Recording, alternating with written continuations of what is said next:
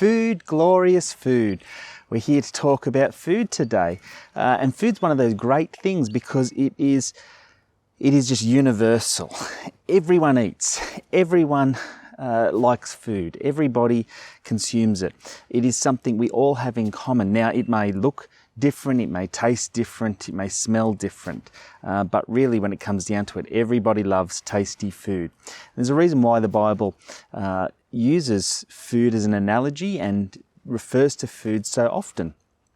Jesus, in many of his parables, you might recall, will refer to food. He calls himself the bread of life. He looks at the wheat.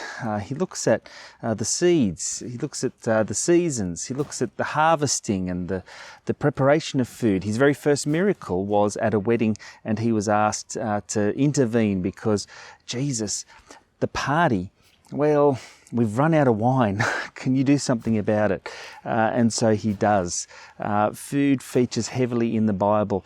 And it is a wonderful thing to stop and take a moment to think about the place and the role of food in our life. But more than that, what does food do? How can food help us draw closer to God? And so we're going to look at three things today. We're looking at food itself. We're going to be looking at hospitality, and what the Bible has to say about that. And then, of course, we'll be looking at a third bit, which I'll keep for a bit of a secret towards the end.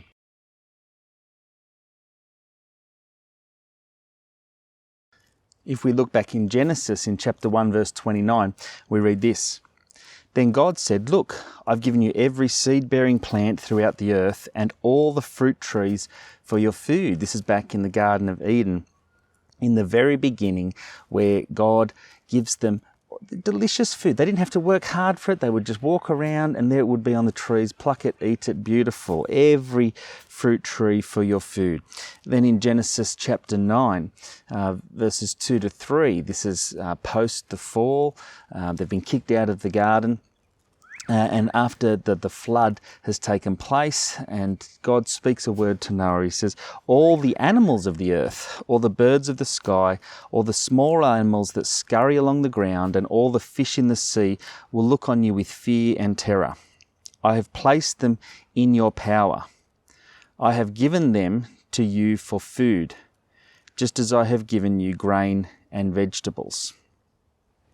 Really clearly here, God blesses us with food. He blesses us with things to eat, good things to eat, a variety of things to eat, things of different textures and colours and flavours. This is a wonderful gift God has given to us. And we enjoy that every day, don't we? We enjoy it every day. In fact, when our family sits down for dinner, we don't do it all the time, and we certainly don't start with it. We have a bit of a thing in our family where, we'll give thanks to God once we've tasted it, not because we're not going to be thankful if we haven't tasted it. But it's having that food on our palate. It's not just smelling it, it's tasting it, going, yeah, gee, God, you are good.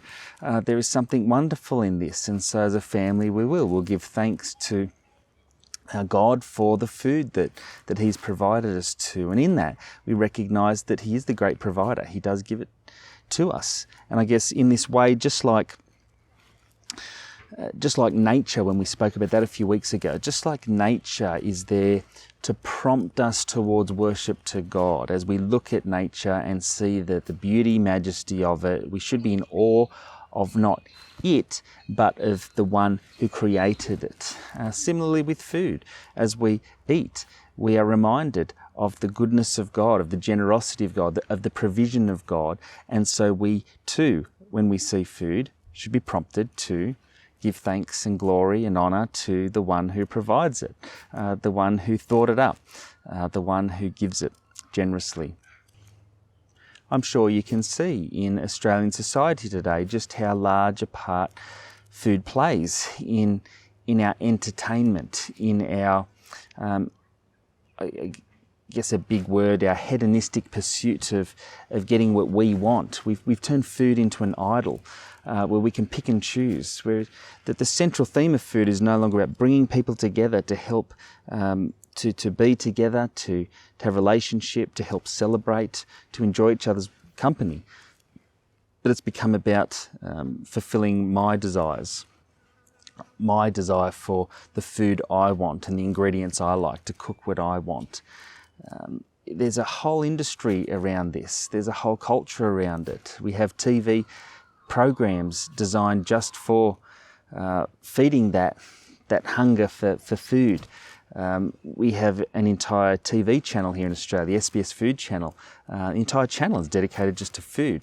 Now, there's some great shows on that, but food can be made an idol. When food ceases to be something that prompts us towards looking towards God, it becomes something other than that. It becomes a God in itself. And that hunger and that desire for the right foods, for the foods I want, for the ingredients I like cooking with, for making our lives circle around food, we are at risk of making food an idol. Now, one of the ways the Bible would express this, or one of the ways it would warn against it, is by pointing out the sin of gluttony. Now, the sin of gluttony, we might immediately look and say, oh, that's all to do with eating too much. But the sin of gluttony necessarily isn't something to do with food. It is about consumption, that we can consume many things, can't we? We can consume all sorts of things out there in the world that aren't food, and it's about consuming too much. It's consuming more than my fair share. It's consuming in an unhealthy manner, in a way that's detrimental to me. But so much more than that, not just in a way that's detrimental to me, but in a way that's detrimental to others, in that I take my fair share plus some. That's going to mean there's less for others. And we can do this with food. It's why around the dinner table each night as a family, when we say grace, that we will pray for our sponsor child. It's just one way we help the kids remember that although it's wonderful that we have this food, and it is a beautiful gift from God, there are others who just don't have the access to food or the freedom we have to pick and choose. And it's nice to be reminded that there are people in the world who struggle just to get enough food to survive. They have no variety, the choices just aren't there. And when we have such a vibrant and wonderful food culture here in Australia, and access to food and variety, and really we are spoilt, there are others in the world who don't have that. And so when we come to think about food, we have to hold that intention. It's a wonderful, beautiful thing, but we can abuse that. We can have too much. We can take more than our fair share. And that's not what God intended us to do.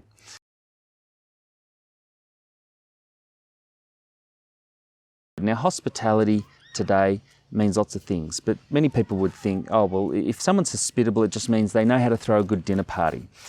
So they know how to cook good food, they know how to present it well, and they know how to make you feel welcome. That's hospitality. We have a whole hospitality industry that probably helps distort and shape how we think about it. But the hospitality industry is probably a little more on track of where the Bible thinks of what the Bible thinks of hospitality than what we might. So when we look to the scriptures, the word hospitality is used a number of times in the New Testament. In Timothy and Titus, it's used to describe the qualities of an elder. That for someone to be considered an elder amongst the people, that they would have to be someone who is hospitable or shows hospitality. What does that mean? So to be an elder in the church, and I'm looking at all you elders there, you've got to throw a good dinner party? Is that what that means? Well, not quite. To understand it, we need to go back and look at what hospitality meant in the ancient Near East, in the time when these scriptures were written. In the Old Testament and the New Testament, you see, back then they didn't have a hospitality industry. So when you rock up to a new town or you plan a holiday or a trip, you're travelling, course, without cars, it's a lot slower, and so to get somewhere probably took a bit longer, and many more nights staying somewhere. Now, they did have, as we read in the story of Jesus' birth, that they had places like inns, but not every town had an inn. Not every place you went to had an inn that had space. Jesus' own parents know that all too well. And so there was a custom that you would, if you were travelling, you would turn up, and normally you would head to the town gates. And of course, we're talking towns that smaller than today. Most people would have known who was in that town, and most people would have easily recognised a stranger.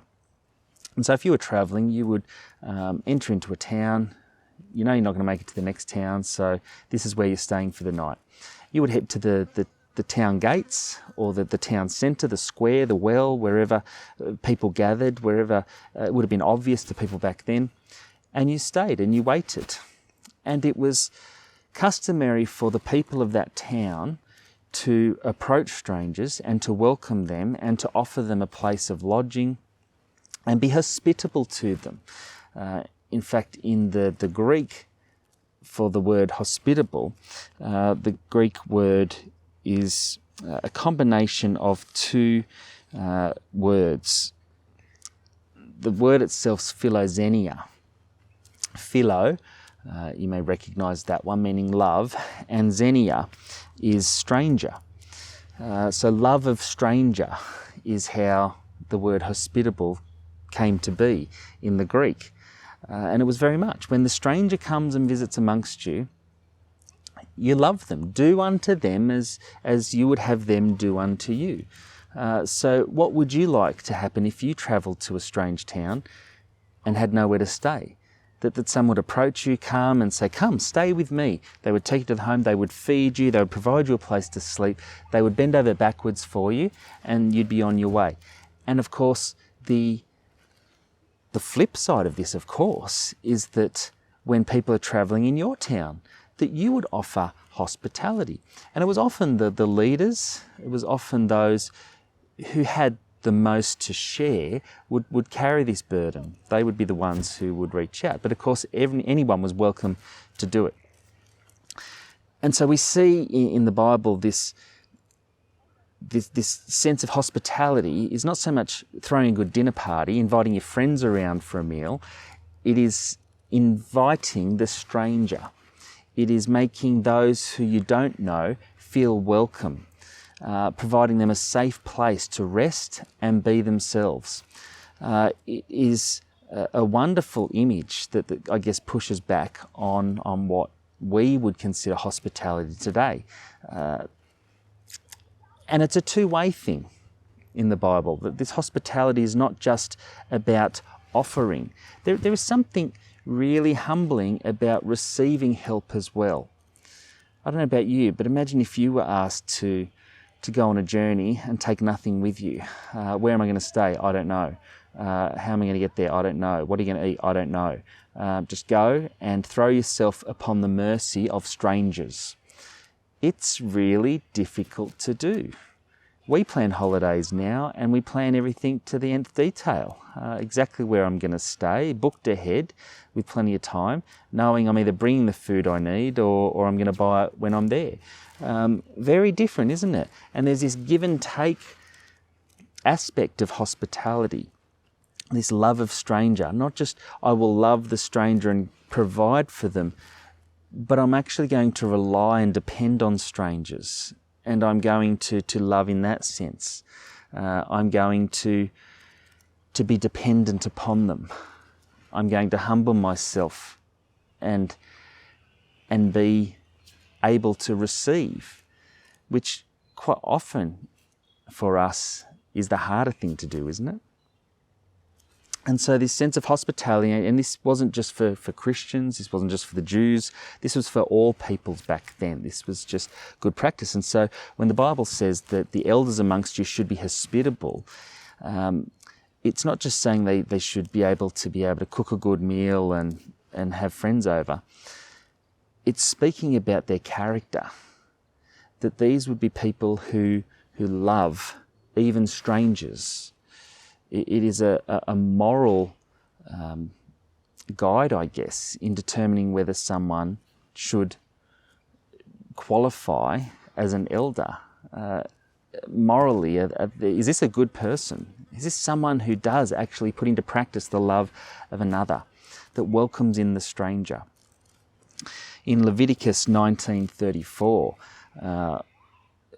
written in a time of the Israelites' history where they had spent many generations as slaves in Egypt. Now, of course, they've been set free from slavery. Moses has come and set them free. More importantly, God sent Moses to set them free. And as they're wandering around the desert, they're learning lots of lessons. God's training them up to be his own people, our nation. They haven't had any rules or laws. They haven't been their own people ever. And so as he's training them in the desert before they possess the land to be a kingdom and a nation of their very own, he's giving them lots of instructions, lots of law, lots of ways to say, this is what it means to be my people. And in Leviticus 19, verse 34, he says this. He says, treat them like native-born Israelites and love them as you love yourself. Remember that you were once foreigners living in the land of Egypt. I am the Lord your God. Here he's telling them when foreigners come and live amongst you, when foreigners want to come and migrate and live with you, don't treat them like foreigners. Treat them like you would treat yourself. Again, this sense of hospitality, loving the stranger, welcoming them in, allowing them to be there. And so there's a question there, I guess, I have for us as a church. You know, who are the ones amongst us? Not who throw good dinner parties, but who's great at welcoming the stranger? The person who's not like us, the person who's different, the person who not only has cultural differences, but the person who has moral differences, who has differences of opinion, who has a completely different worldview than what we have. How good are we at welcoming them in and providing a space? And here's my go-to definition of what hospitality looks like, because it's all good and well to say love the stranger, which great definition, good way to think about it.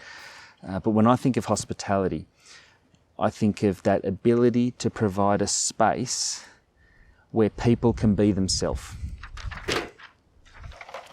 And there goes my notes. I'll have to grab that one. That ability to be themselves, to be comfortable, to be able to not have to put on a mask, to not pretend to be something they're not, to be able to open up their hearts and share honestly and openly with others. Now that there is transformational.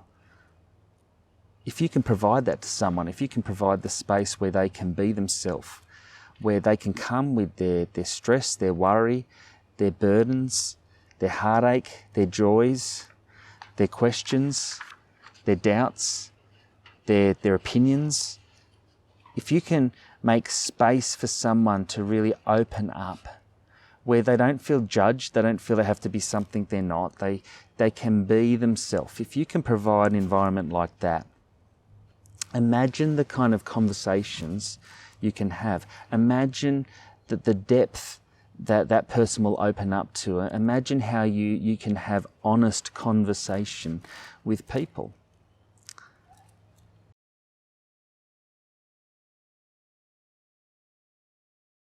And this here is the third thing I wanted to talk about. Conversation. I think that the real wonder and joy of food is not having a wonderful plate of tasty food that you enjoy. It's about inviting others to share it with you. It's about food bringing us together, and we get that as cultures. At important events, there is food.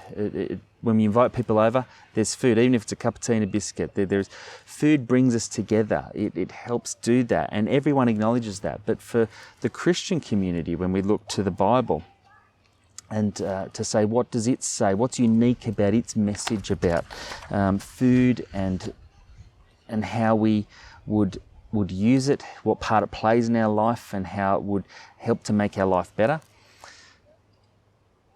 it has to come down to this, that food brings us together so that we can connect. It's all about the quality of the connection. When we use the word fellowship at church, we're talking about Christians coming together, brothers and sisters coming together to share life, to do life, to connect, to encourage, to build up, to be there for one another, to exercise all the spiritual gifts God's given us as a church to build each other up.